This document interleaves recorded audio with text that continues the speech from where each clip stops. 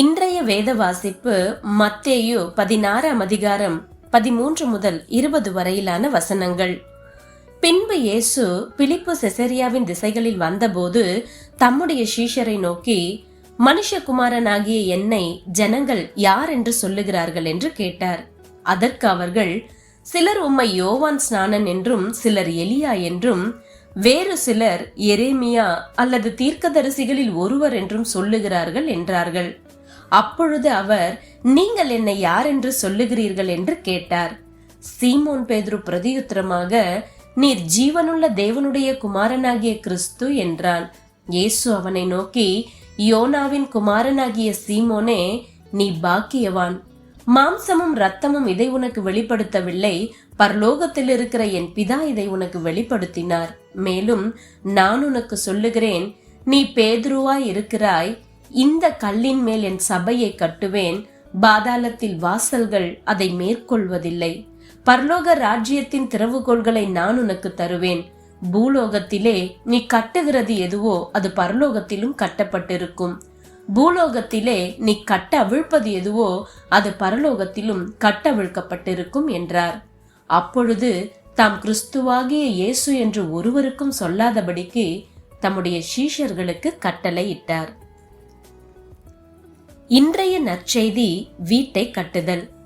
19ஆம் நூற்றாண்டின் தனிநபர் குடியிருப்பு கட்டும் இந்தியாவின் பெரிய கனவு திட்டம் துவங்கியது. 12 ஆண்டுகள் கழித்து மகாராஜா 3ஆம் சாயாஜிராவ் கெய்வாட்டியின் ராஜ பரம்பரை வீடாக அந்த திட்டம் நிறைவு பெற்றது. குஜராத்தை சேர்ந்த வடோதராவில் உள்ள லக்ஷ்மி விலாஸ் அரண்மனைதான் அந்த வீடு. அந்த அரண்மனைதான் இந்தியாவிலேயே பெரிய தனிநபர் குடியிருப்பாகும்.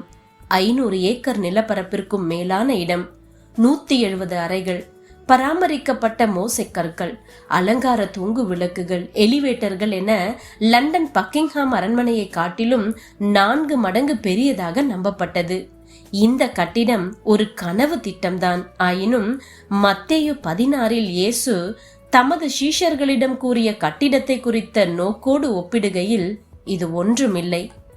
பேதுரு இயேசுவை ஜீவனுள்ள தேவனுடைய குமாரனாகிய கிறிஸ்து என்று உறுதிப்படுத்திய பின்னர், நான் உனக்கு சொல்லுகிறேன், நீ பேதுருவாய் இருக்கிறாய், இந்த கல்லின் மேல் என் சபையை கட்டுவேன், பாதாளத்தின் வாசல்கள் அதை மேற்கொள்வதில்லை என்று இயேசு அறிவித்தார். வேதாகம வல்லுநர்கள் அந்த கல்லை குறித்து பல கருத்துடையவர்களாய் இருந்தாலும் இயேசுவின் நோக்கம் ஒன்றுதான். பூமியின் கடைமுனை மட்டும் அவர் தமது சபையை கட்டுவார். உலகெங்கிலும் உள்ள அனைத்து நாட்டவரும் இனத்தவரும் இதில் அடங்குவர். இந்த கட்டுமான பணிக்கான விலை சிலுவையில் இயேசு பலியாகி சிந்திய இரத்தமே. அவருடைய கட்டிடத்தின் உறுப்பினர்களாக இம்மாபெரும் விலைக்கிரயத்தால் வாங்கப்பட்ட நாம் அவருடைய அன்பின் தியாகத்தால் பூரித்து இந்த மாபெரும் திட்டத்தில் அவரோடு இணை